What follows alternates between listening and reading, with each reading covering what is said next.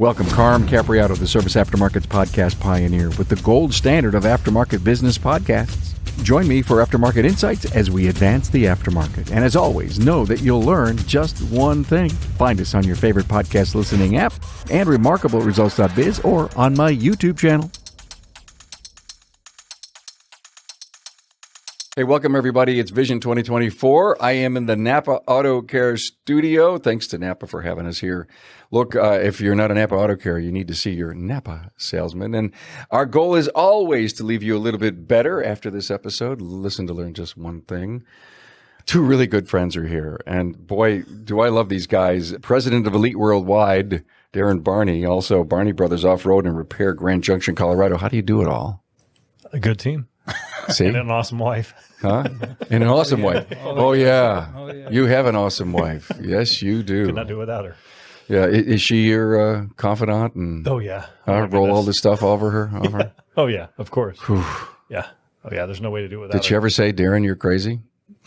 Do I need to answer that? Well, she hasn't said it to us, but you can see in her eyes. Yeah. Yeah, you did.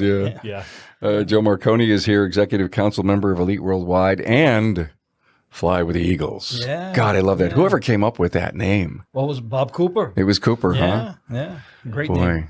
Tracy became a good friend of Bob's. You know, they still email. Really? Yeah. Oh, man. That's great. Oh, yeah. Great. Yeah.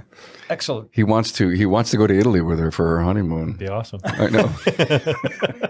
Thank you, Bob. Here we go. And thank you, Bob. Let's pay tribute to Bob, who has always told me every time I've ever seen her talk to Bob, he says, "You haven't been to Italy?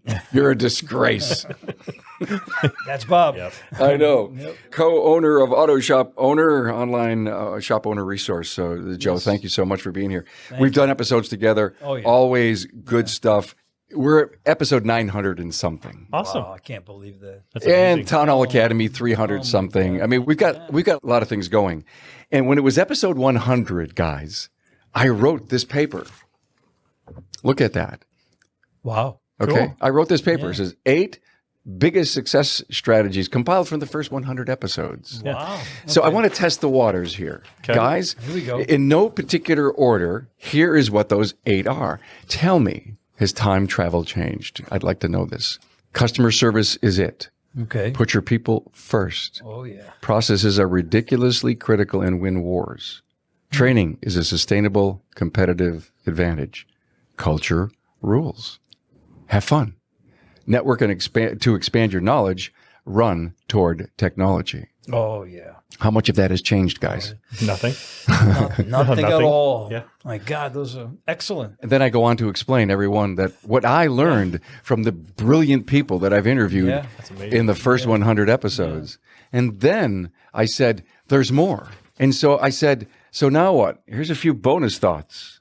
You also need to consider embracing millennials, not only into your workforce, but as customers. What about specialization? Mobile diagnostics, succession planning, customer retention, new equipment upgraded facilities, new locations, hybrids, electrical vehicles. We were talking about all that then. And our discussion point on the podcast and what you guys do as coaches, it's same stuff, but it's maturing, isn't it? It is. Yeah. Your perspective, Darrin. Oh, yeah. I agree 100% with what you just said. I mean, as to where it's, going for the future, we're going to have to continue to grow and evolve and continue to push ourselves. If out of those first 8, and I'm not sure you can remember them, but there they are. What are you guys concentrating on? It's in the bold print up there. What are you guys concentrating on? For me, first of all, Carl, I go back a number of years. And, back then, we didn't have the resources that we do today or the help. We don't know how to get help. We just did it ourselves. So for me to look at that list, that bullet list, to me, what stands out the most is culture and employees. You've got to put them first. You don't have a business unless you have a strong culture, strong leadership, and an infrastructure that really promotes the team. Without that, you can know your numbers, because I'm going to teach numbers today for 3.5 hours. But I'm going to make it a point over and over again that this is something you can learn and put and implement. But without the structure or the culture, you really don't have much. So I agree 100% with Joe. I think you're missing, for me, the personal one that I think would be the top of that is personal development. Because as the leader of the company, you have to be growing and improving or your team will not grow and improve. Oh, yeah. So it's all about the leader. It totally is. And I think that's where elite is personally is I want to see more focus on personal development, leading, because once again, if that leader's not growing, your team's not growing. And so that's where we're going to continue to go in that direction. And let me just piggyback on that, because that is a unbelievable, excellent point, Darrin. You see, that what happens is a lot of times is the shop owner begins to develop the company. And the shop owner is developing, growing the company based upon his or her talents, her strengths. But then what happens after that is, if you're not bringing, like Darrin says, if you're not growing your people along with you, your business will plateau. It'll reach a certain point because you're limiting your business by your potential, your talents, and your skill level. And you can only get so far. So, yeah, that's an excellent point. And we make sure that it's not just coaching the individual. I don't coach the individual because, I've had plenty of clients that tell me, well, I got to get my numbers up. I got to get my sales up. I got to get my car counts up. Whatever it is. Okay, slow down, because we want to make sure that you are the leader you need to be, and you're the person that's going to bring the people up around you. We got to find out about the people in the organization. Do you have the right people? Number one. Are you taking care of them? Number two. Are you looking out for their welfare? Because before we get to the numbers of the business, start raising whatever we got to raise. Raise the roof, baby. Yeah, we got to raise your level of leadership within the company to make sure that you have the right people, number one. And once you have the right people, are you taking care of them? That's what it's all about. You take on a brand new client. Do you get together as a group and say, hey, I just met with this first opportunity, and on a scale of 1 to 10, we've got work to do here on personal development. And when you go to them and you sit down and says, we'd love to do this program. Here's what it looks like. Here's what we're going to do. Here's how we're going to get engaged and involved. However, now we need to work on you. Let's talk about a willingness factor here. Is that's that part of the vetting process. Okay, that's what I mean. They've got to be willing. Yes, and that's part of our salesperson, whoever that may be, has a very strict procedure that they follow when getting to know that potential client.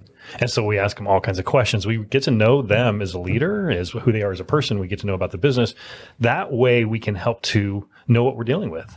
We need to know what their pain points are. We need to know all of these things so that we can make sure that we assign that right coach and make sure that everybody is on board. We all know when we sign anybody on, we know what their main 3 focuses are. Everybody in the entire internal team will know what the 3 focuses of every client. Yeah. And every client has a different, of course, they're all focus. different. Yeah. Oh, yeah. Like fingerprints, all different. Oh my goodness. And so that way the whole team is now aware of what's going on. Do people come to you for personal development or just to fix the company? Well, what do we say? Are they surprised that they have to work on themselves? Yeah, because people come to us either out of desperation or inspiration. Yep. Cool. And sometimes they don't know what they don't know. So they think that their business problem is a number problem, right, Darrin? Correct. And really it's not. It's a people problem. It's a leadership problem. Yep. But the coaches will talk among themselves too. Like I recently had a coach that he just got a client, brand new client, but as reviewing all the notes, he sees that he's from New York, area very close to mine, south of Albany. And that's where I am. I'm in between maybe Albany and New York City. Man, you could do visits. So, we can, but I don't want to interfere with my coach, what the coaches do. But he wanted to know about certain aspects of his business, like New York State inspections and does it drive a car count. So I think what I'm trying to say is that these coaches understand, they really dive deep into understanding the particular needs of that client first. And then if they have to, they'll reach out to their team of other coaches, because every single coach in the elite world is experienced in the trenches. Correct. They're all businessmen, automotive shop owners, or former shop owners, so it means a lot. That aspect of it really sends home the message that you get the village when you get us. That data discovery call that we're talking about, our salespersons do that, or the salespeople, I should say, do that. And then the coach does it as well. So then they have a 90-minute phone call where they really dive in to get to know the client better. And they ask them all kinds of questions about what they enjoy doing for their hobbies. They talk to them about all kinds of business stuff. So that way they've got their own notes that was given to them by the salesperson, the sales team. And then the next one, then they collect their own notes along with those notes. Yeah. That way, once again, to help people, you need to understand what motivates them. Exactly. And Carm, you have to understand one thing too. When when they reach that point where they want to sign the dotted line and say, I want a coach, they want to get going. I want to get going right away. And sometimes we have to pump the brakes a little bit, right? Yeah, of course. Because they have their own idea of where they want to go and what they need to do right away. But after these discoveries that we make, we start to sift through the real problems. And sometimes they have a great business. They just don't know it. Yeah. You just don't know it. I mean, I love that. Yeah. They just don't know it. Yeah. You have a great business. What are you worried about here? Okay, I see where you're. Confidence? I mean, self-assurance? They don't know, what is it? They don't know how to take it to the next level. Go ahead. I mean, that's the Darrin. thing, though, Yeah. is that coach's job is to help to bring out those strengths. Yes. Because a lot of times when you reach out to a coach, you feel bad. You're like, oh my goodness, I don't have all the answers. I got to get to the next level. So you kind of go in and you already kind of feel bad. Yeah. And then a coach goes through and it's like, yeah, but look what you've done here. Yeah. And helps to Yeah. build them up so Yeah. then they got more confidence. They can make more better choices. What we do is we log the accomplishments of the client. Yes. This way, when a client may have a bad week or bad day, it says, hold on a second, let me just pull up this. And then I rattle off all the accomplishments.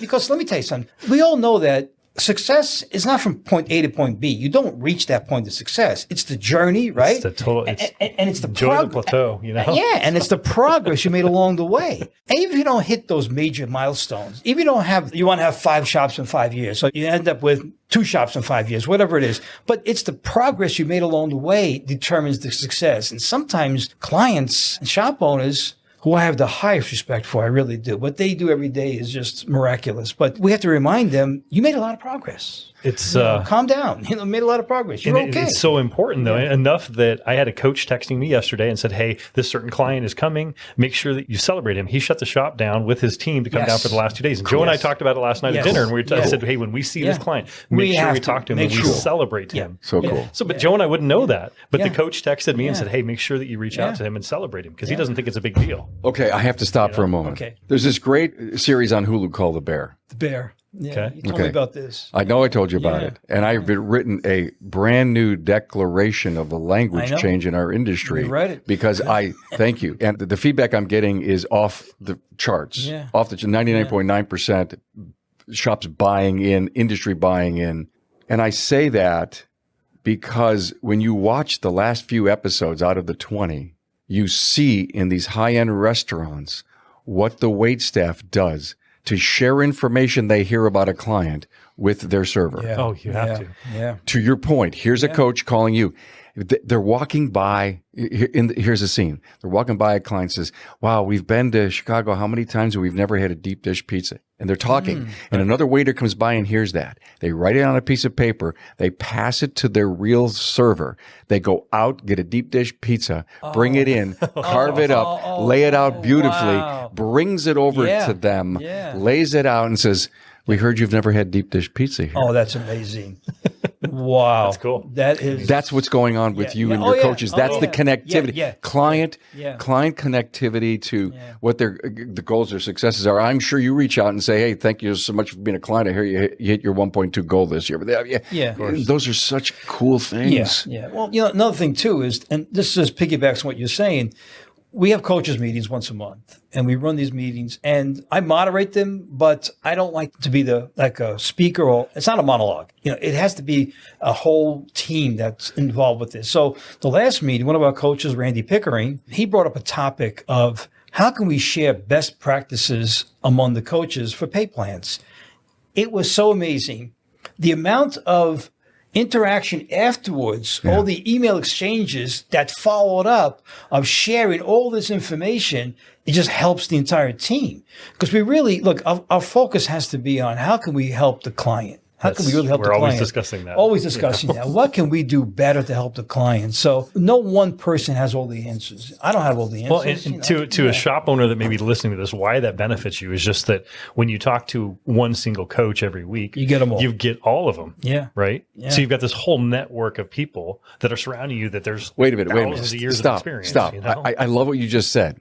Can I relate it to the Bays and we have a problem, so we reach out to our network? Yeah. And so the coach has this particular issue or going on thing. And he says, there's 3 ways I could proceed. So bring my team together and give me some ideas and answers that I could bring to my client. Yeah, exactly. That is just fabulous. Well, just yesterday, there was a big discussion on one of the threads about, shop software. And they're talking about this. And, has anybody have an experience with this issue with the software? Yeah. And the whole team, everybody's writing back and forth. Everybody's going back and forth. And it's like, but that way, because I don't care how smart you think you are, you don't know all the answers. And so when you've got that resource of all these people around you, though, that have those answers, you're good because somebody's going to have an answer. Well, because these coaches just don't have the ego part of them is gone because they know that First of all, they're very successful in their own right? Yes, They're very yes. successful. Okay, I made it. Yeah. Thanks for telling me I did. Now I can do this other thing. Yeah. Well, and it's just with the vetting process we put each one of our coaches through is very strict. Oh, yeah. I don't think I could pass it.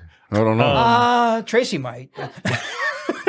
Sorry, No, Carl. I mean, we put them through a personality listen, assessment. Monsignor. No disrespect. Monsignor Joe. We start Tracy with was this flying assessment, colors. though. I mean, seriously. No, I know. It is a big deal. Yeah. That No, vetting it's a big process deal. is Yeah. like we send them this assessment, Yeah. and and if they don't pass the assessment, we don't even move forward. Yeah, I get it. And No, I so, get it. I mean- it's critical. Listen, you're one of the most elite, no word in pun intended, coaching groups. Well, it's like all of our coaches, though, are previous successful shop owners. Yeah, Every yeah. single one of them. Every single one. Yeah. Okay, personal development. So- You told me about personal development, and then I think Yeah. culture was in there somewhere, Yeah. right? Yeah. Of course. And the assessment of that. Yeah. How hard is culture to get done in a place that it has a marginal one? Wow. Did they know how to touch it, Once feel again, it? it has to start with that leader. I know, I get it. So you're working on that person. All of a sudden, hey, listen, we got to move to that culture piece.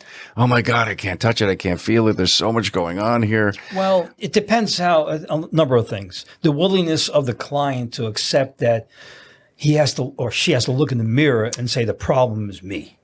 That's the first step. If a person can't do that and say the problem starts with me, then it's going to be tough. So I've had clients that, literally, like in my Eagles class, so I don't want to spoil it, but I give everybody a mirror. And that's because when you're having a tough day, look in the mirror because most likely that person's staring back at you. And never look in the mirror when you're naked, I was told, just a couple of days ago. Well, probably It's not a makes good sense. sight. Yeah, It's not a good sight. No, not really.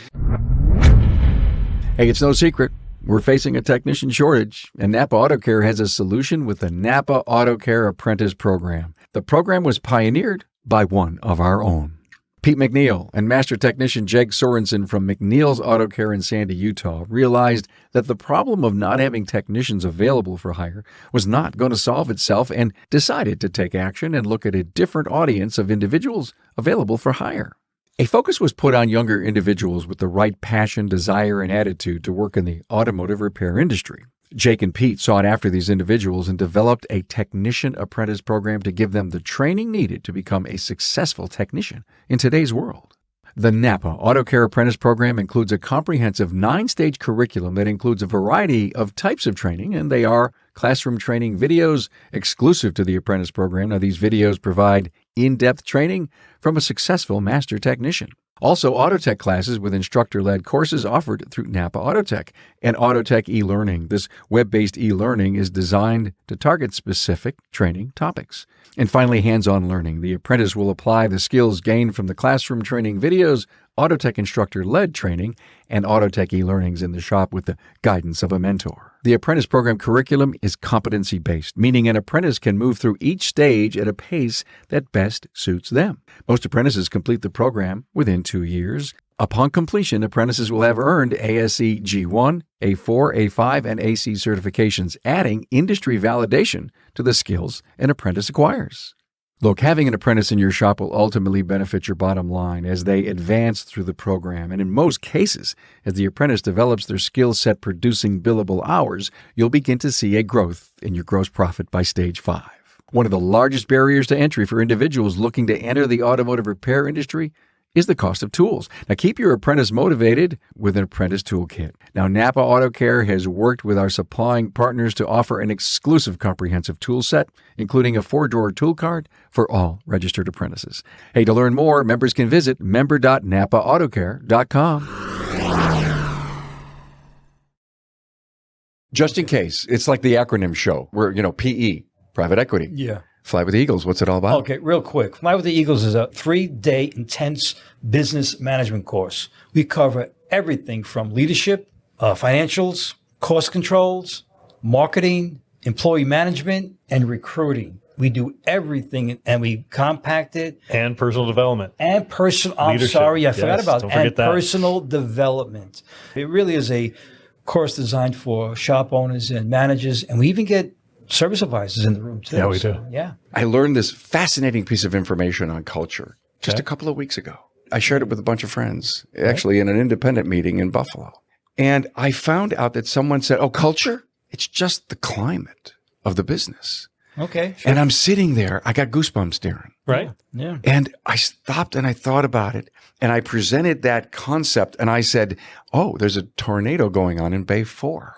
that maybe because you haven't done any management walking around or listening to your people or feeling the sense of the pulse of the business, you didn't know it's flipping vehicles and toolboxes over. You might not see it, but it's going on. Oh my God, mudslide in Bay 4. Right. Look at the parts room. Yeah. It's not a sunny day. There's no sunny days here.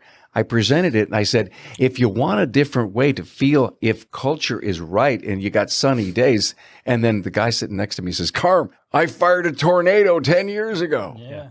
Think about that as a way to conceivably go to someone and says, our job is to create a great climate inside of your business. Yeah, you got the rain clouds too.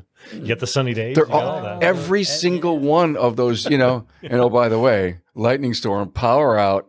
Oh, yeah. Oh, yeah. And it happens. And then finally, after I make that point about culture, yesterday we heard from Ed Milet. It was an incredible keynote, and he talked about pain. And to your point, he believes strongly that pain is a very important part of getting through life cycles. Right. And to feel it, overcome it. But people that feel it and then overcome it, they never want to go back, so they never grow their business of themselves. Yeah, that's true. Yeah. That's true. Right. You don't want to go back. And think about what you do for your clients.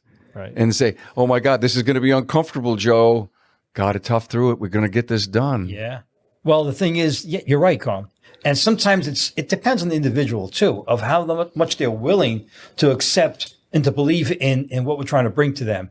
And some clients are readily, they run with it.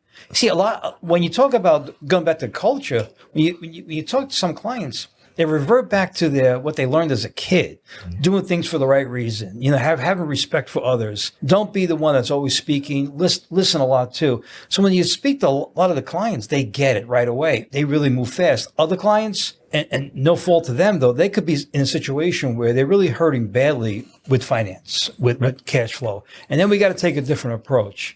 What I'm telling you, the quicker and the more you could elevate someone to become a leader, like Darrin said, work on yourself. You got to work on yourself, self-development, and get them to a point where they have a strong team around them, because you're only as good as people you assemble around you. So when they have that, then they start to move things a lot quicker. Yeah. So why this episode? Why Darrin? Why Joe? It is to hear from very successful coaches in their own right, former shop owner, current shop owner, great company and great team. You're here to listen to this, to hear what coaches are talking about, getting clients, working with clients, grooming clients, growing clients. So I so appreciate your candor, your honesty. Just to be here and to share what you're sharing, I think helps people realize, I just don't want to do this. And guys, Darrin, I haven't met or interviewed a top tier performer on my show in the last 9 years that can't credit getting a coach wasn't their best move they ever made in their life. It is. For their business. It really is. Yeah. Yeah, it'll change your life. And this industry is filled with great coaches and great companies. And one thing that's awesome about it. And I'm proud to be one of those, just one of the coaches that can just give back and what I learned through the. But it's funny though. 100 years that I've been around. The thing is that Joe and I have talked about this. We both got coaching from Elite. Yeah, I was a client of Elite. Yeah, that's the thing is that we were both living proof of the process. I was a client for a long time. Yeah. Joe. Yes. 9 years ago, you came on the first 20 or 30 shows. Yeah. I don't know where I found you. You were writing for somebody. Yeah. And you came on. Yeah. And you said confession to me. I know. It was moving. And I really got a great feel of what's this podcasting thing about. He comes in and he says, I was broke. I was in trouble. And I was thinking, oh my God, this is the beauty of the emotion and the storytelling of podcasting. And I go back. Thank you, first of all, for giving me a chance to get your story told. And then you think of the success that you've had and what a great Osceola. Osceola Garage. Oh, Osceola. Yeah, I thought I knew how to say that. Yeah. On the Hudson somewhere, maybe? Yeah, about 35 minutes north of New York City. When did you sell your shop? December of 2021. See, he knows that number. Right? Oh, yeah. Of course he does. December 17th at 2:05 in the afternoon. Yeah. I love it. Very happy day. No regrets. It was good. And I sold to the right person, too. Maybe he's listening. He's a friend of mine, a lot younger, and he bought both stores he bought. Great guy. And now he is a client. It's kind of strange coaching the person that bought my company, but it's all good. Wow. Yeah. What an interesting feeling. That story that I told you, and we don't have time to go the whole story, but Darrin pushes me to tell that story at the end of Eagles too. So that's how I just fell apart in 1990. You're so right, Darrin. everything we learn, in my opinion, is from stories, storytelling. I don't care if we're reading a book, it's the author giving you their storyline of what they believe and what they feel. Here's a concept, but the concept is steeped in stories. Yeah. Well, if the audience is one hanging on that story, I'll tell 30-second story. Absolutely. Well, it's just, I spent 10 years in business just as a technician, and I was growing a business. I actually grew my business to a point where I couldn't manage it anymore. And because I was everything and didn't know the numbers. That's why I'm passionate about what I'm doing today at Vision, about financial mastery.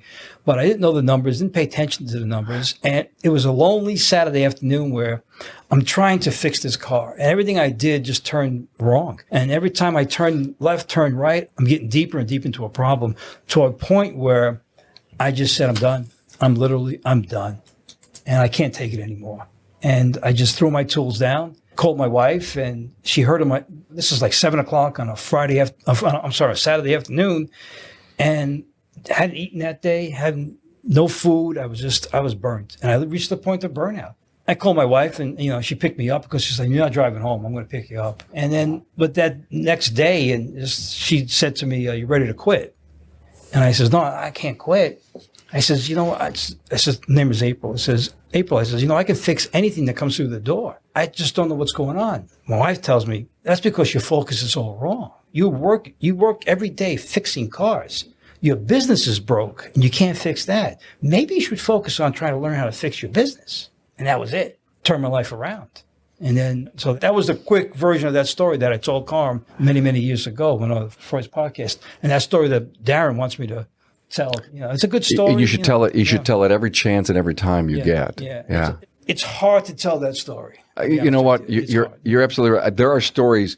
I don't mean to interrupt what you're going to say next. No. Tracy knows this. There's two stories that I tell that I get so emotional that I can't even continue. Yeah. Right. The first is when I interviewed Giuliano Zaccato in episode 172. We're at 900 something, right? Yeah. And he was the sculptor. One of the sculptors in the Ford design studio for the 64 Mustang. Wow. Cool. Okay. Wow. Yeah. I'm re-releasing the episode. Nice. Tracy said, Dad, let's polish it up. Let's go back and listen to because technology has changed so much in all those years. Sure. 2016, 2017, something like that. I got so close to Giuliano that when I tell the story of when I met him at Apex and then and he and I we talked every week for years. Me and Giuliano. I did 2 episodes with him. Yeah. One on the Ford thing and one when he worked with Chrysler on the Crossfire in the design studio in Italy for Chrysler. He got sick. And when I tell the story about how he got sick,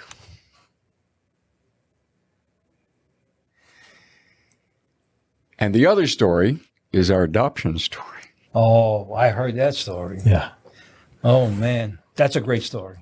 And people, they need to hear that. Oh, yeah. You're so true. Hey, Tracy, we love you. We do, Tracy. You're one of us. You really are. Too many oh, my God. There's not a dry eye in this room. I know. Are you watching this, everybody? Oh, man. You'll have to edit this. No. This is... People love the real, authenticity. This is real life. That's what people love. Storytelling is critical. Yeah. We're human beings. With AI going the way that it is, it's taken away from the emotion of where we are as that's people. True. And so, oh my God, we've heard stories about that. People asking for pictures and the stuff that's coming back at them. Yeah. Why would we even do that? Right? I don't know. Are we spending too much time on social media, guys? Oh, don't even get me started. All right. Don't even get me started. There's a great book called The Comfort Crisis, and you should read it. All right. It's a life changer. And in fact, I just got it for the whole team. We're going to start it next week. I read it and it was shocking. The average person is spending 11 and a half hours per day in front of a screen. So I think that's conservative because you think about the amount of times we're on our phones scrolling because we like how it feels, right? Our brains go, wow, this feels good. Yeah. And then we're there looking at computer screens. We're then watching TV at night. We're 11 and a half hours. We were never designed for that. And the young kids being brought up like that too, right? Yeah. You go to you fly in the airports and these kids are just like sitting there with these big padded iPads and it's like the kid's like 2 years old and he's sitting there just. Yeah. And you see husband and wife and the kids at a restaurant and they're all on their phones. Put the phones down. Well, we haven't seen the long-term effects yet. I know. mean, my brain's not as sharp as it used to be because of the fact that, your brain has to work so hard when you're doing social media stuff. You just focus in on it. It's just part of, we can look at anything we want to look at. Well, Social media is yeah, designed to do that, to give us more of what we want to see. So what do? You spend even more time on it. I write, and I still write now for the blog for Elite every month. I don't use AI. I write it I do my research, old-fashioned research, and write the article. You'll become irrelevant. You will not be able to think. If you're a writer, you can and you read AI, you can tell. Listen, are you still eating a good amount of olive oil? Of course. Good. Then don't stop. Yeah. All right. And the red wine, right? They go hand in hand. Oh, Are you yeah. kidding me? Yeah. And bread. Can you tell? Yeah. Yeah. Thanks for being so honest about that social media thing, Darrin, because I asked another person during our recordings here, and it's interesting about the generational particular view that some of us people have, and we can't understand the insanity of it all. But then the age groups, Tracy has her opinion of it, and it's very much like ours, that it's an insanity trap. But how do we stop it? How do we get out of it? Being aware is the biggest thing. Yeah. Yeah. When you guys, I challenge anybody who's listening to this, any of us in this room, to just start paying attention. You get on the airplane. I noticed on the way out here how the persons next to me were both like scrolling until we took off and they didn't have Wi-Fi anymore. But it's like a big deal where I'm just like watching this lady, especially on the way here, and I'm like, what are you even watching? But it's like, if you really pay attention to how much you're on your screen all the time, look, you got a screen right there. And we're on them all day long. We were not, our bodies, God, evolution, whatever it is that you believe, we were not made to be looking at screens. We just weren't. No. But is it that we don't want to be unconnected? Sure. Of course. It could be all kinds of different things. Yeah, I think it's partly becoming addictive also. It is. You become addicted. It's an addiction. Scrolling. It really is. The anticipation. I think it's a. What do you do when you want to relax? Seriously, what do you guys all do when you want to relax? What do? You pick up your phone and you find a couch and you sit down and you scroll. That's what it is. You may I'm not. not there John, yet, but maybe because of my age. But it's How about a good nap? right? Sometimes, yes. Well, a good nap is good, but you are not the majority of the people. No. I mean, Well, I have no. To your point, though, maybe I'm old-fashioned, but I'll pick up a book up if I'm going to relax, course, and Yeah, something I yeah. want to read about. But Joe, you're the exception, though. I know. I even watch my mom. I love her to death, but it's like we go to her house and she'll be sitting in her recliner. She's got TV on and she's got her phone on and she's scrolling. And it's just, With she's the still very TV bright. on. She Yeah, reads, I she know, does all I know. kinds of stuff Yeah, too. yeah. But it's getting more and more relevant. I'm seeing it everywhere. Fear of missing out on something? It's Maybe. your brain. You can look at whatever you want to look at. They're designed. Social dilemma, right? Where everything is designed so that you continue to see more and more of whatever it is you want to see. Imagine the psychologists working for these companies trying to figure out how to do more and more. It talks all about that in the Comfort Crisis book. Really? How the guys that were all together in this one class that then went and started Facebook, Instagram, all those things, all were the big people that were involved in this one class that then went out and took over their world. Yeah. Wow. So anyway, it's just amazing. But first step, though, is just realizing you start paying attention to it. So I tell my kids, you know what? I understand. You're going to look at it. I get it. But you need to start just paying attention to it. Put some screen time limits. That's what I do with my kids. I do it to myself. Yeah. Okay. It just helps pay attention. I'm in the war room at Elite's headquarters, right? and I'm a fly on the wall. And you got your team in there, and you say, guys, ladies, let's reinvent coaching. What's it going to look like someday? So it's going to, like I said, instead of focusing so much on business, we need to focus on the individuals. Business is huge, still important, but we have to focus on the individual. To change anything to happen, that leader has to believe that whether it's raising ARO or doing anything on that performance report, the leader has to believe it has to be changed. Because if they don't, it won't change, right? Yeah, I agree 100%, Darrin. And I think that the future of coaching has to be able to deal with the different business models. Because right now, because the longer it's changed the past 10 years, there's so many different business models. That's why if you look at your benchmark KPIs that were kind of standard 10, 15 years ago, they're not standard these days. I'm going to talk about that later on today, about everything is different. The business models are different. And you see a lot of people who are not necessarily brought up like I was. Like I started pumping gas in the gas station, worked with my father, on the family car. He was in the business. You're getting people from different areas of every industry coming into this industry. So you're going to have a different clientele with different needs and different business models. The coach of the future has to be able to adapt to those different business models. So, and that's where I see it's going to be I shouldn't say a challenge. It's going to be an opportunity for the better coaches. Is the weight of technology going to help in building better leaders? Of course it will. Yeah. So help me. Okay, I want to be a better leader. Do I read? Do I work with you? Do I go to seminars? Where does technology come in to help assess and evaluate? Help me figure this out. We got so much. I mean, there's podcasts around, just like all the stuff that you're doing. There's so much information out there. We just have to use that time wisely. It goes back to your point of the nonsensical scrolling. Yeah. But I mean, we got to be focused though. And I mean, I really believe in, you guys always hear me talking about this, but I had this daily list. I even did it today of the things that were important to me today. Right. And so you have to be intentional with your learning. Okay. So getting into Instagram's fine, Got it. whatever you want to do, but you just got to be intentional with whatever it is that you're looking into.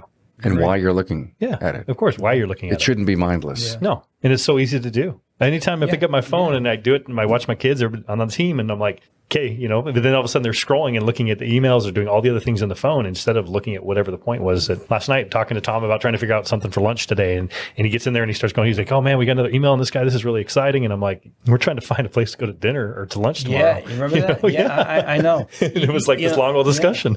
It's an interesting point you bring about how does technology help the leadership and culture of the company. But there's a lot more now available to us that was not available years ago. Plus, years ago, Carm, if you remember in the 60s, 70s, 80s, the business came to you. Cars broke down. Let's face it, they broke down. And you didn't have to be necessarily the best leader because it was so busy back then. Things were happening and the technicians accepted it the way it was. It was just different.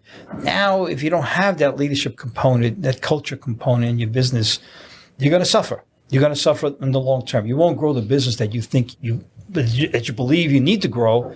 You'll never get there. So a little earlier, we were talking about there's a coach who has a person next in your area, but yes, you're local. Yeah. So my question about me wanting to become an elite client and all that you go through to determine where our great opportunities and challenges are going to be with that individual. How do you end up then picking the coach? We have a coach. Yeah, we have Go ahead. That's a good question. That's a really good question. Yeah, we have our coach selection team. And we get together and we talk about it. So you know the strengths of your coaches, what they can do.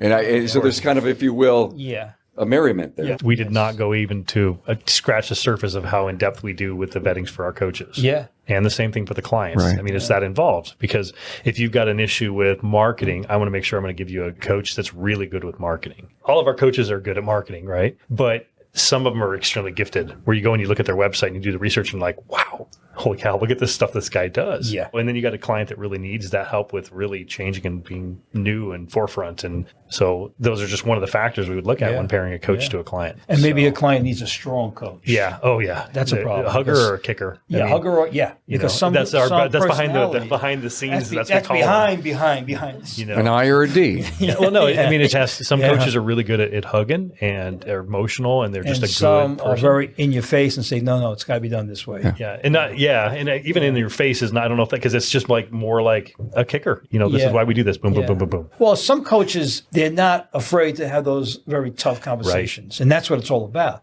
And some clients need that. They need someone on that level that says, okay, I better listen. Yes. I better listen. So that original vetting is huge for both coaches and clients, but especially clients, because I want to make sure I'm going to get you somebody that's going to get you the results you're looking for. Did you ever get a call like this? Darrin, it's Carm. Joe's killing me.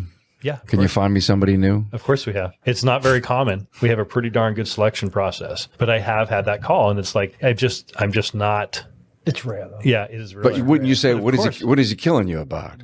Because you know him, right? But see, that's the thing though. We keep such good notes that I can go and look at any one of my coaches or clients' notes. So if I get a call from a client and he's like, hey, I'm really, not happy. I'm not getting the results I want for my coach. I can go and actually look at their notes and go, okay, well, the last time you guys talked, these are a few of the things that you were concerned about. Are you working on those things? And it helps me to understand where they're coming from to make sure we can, of course, take care of it. Take care of the gaps. Yeah, of course. Yeah. Usually if that happens, Carm, it's always goes back to a personality thing. It does. A personality thing. Usually the coach is doing their job, but somehow, because let's face it, not everybody's going to click. Yeah. Not everybody's going to click. So is coaching going to consolidate? The only reason that I ask is all the PE stuff that's going on in the industry. Right. And, Yeah, but, Carl, you're right. I agree with you. I think it's a great concept, but I know a lot of the other coaching companies, and they're great guys. They really are. They're great guys in their own right, but they do things a lot differently. And I listen to them. I read about them, and because I want to learn what everybody else is doing. And they do things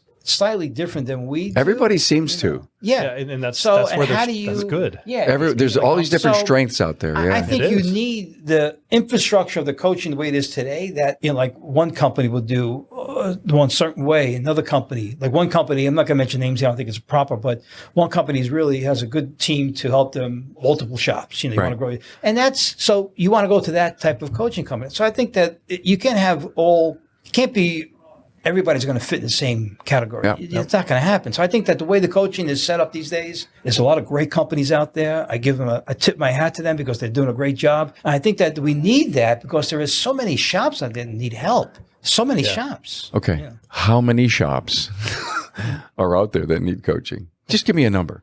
50,000, 100,000? All. Yeah. All. Yeah, but the bottom feeders don't. No. Well, but all. I get it. Yeah, but to become those guys on the bottom, I could say, yeah, I was once one of those. I love your passion. You know what I'm saying? So, you don't know who you're going to turn around. I want to mention his name because Servando Orozco, maybe he's listening. Yeah, I know. I mean, he was a great man. If you look at him 20 years ago, you would say, he's the bottom of the barrel. I mean, really? He was living in a bathroom in a gas station. Yeah. Wow. Yeah.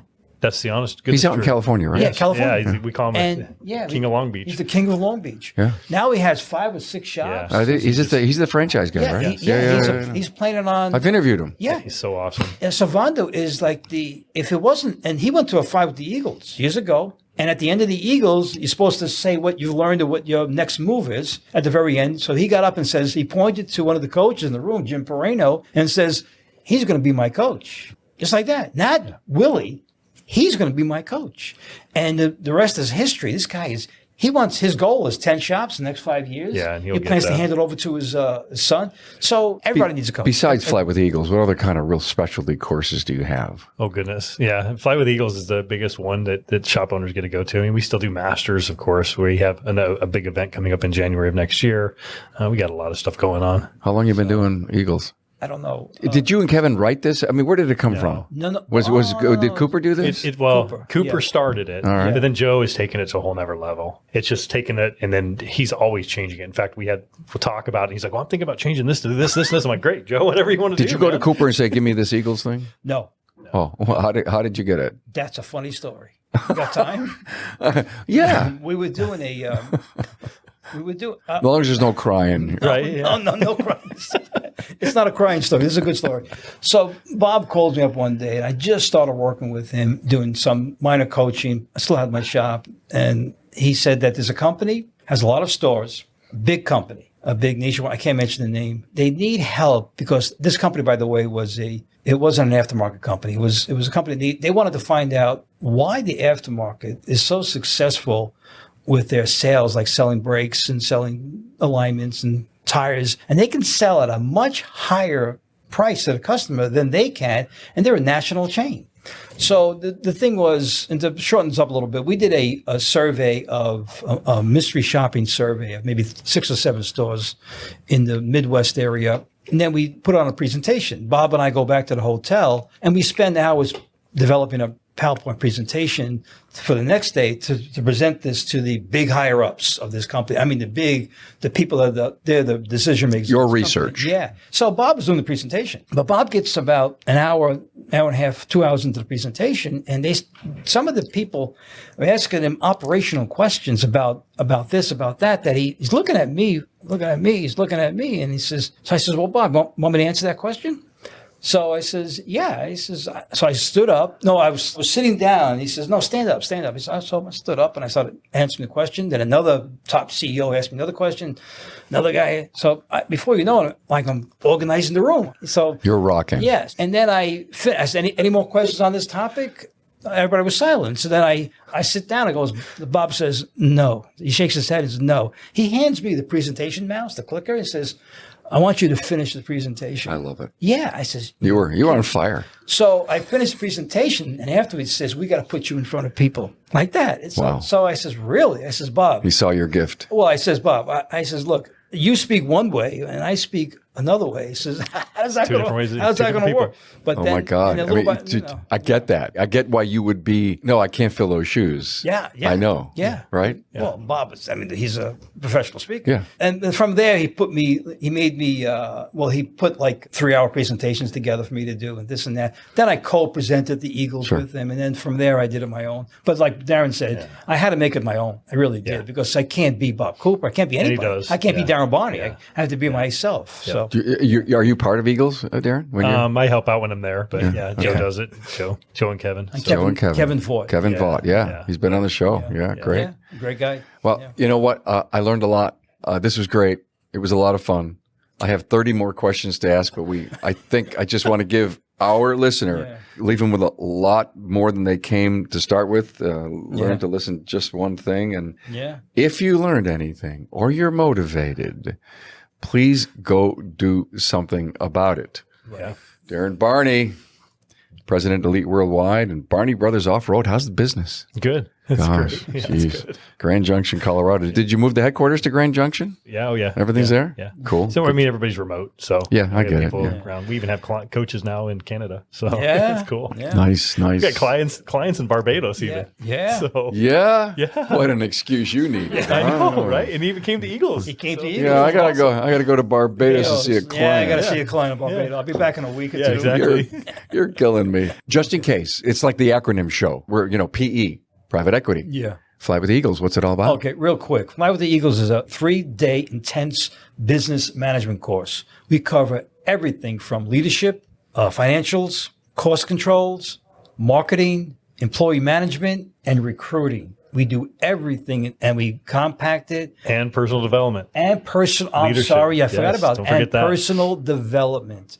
It really is a course designed for shop owners and managers, and we even get service advisors in the room too. Yeah, we So, do. Yeah. Joe Marconi's here, Thank you. Executive Council member, Elite Worldwide, and co-owner of Auto Shop, owner of the online shop owners resource. Thank you. Thank you. Guys, thanks so much. Oh, Thank great. you. It was great being here. Thanks. Thank you.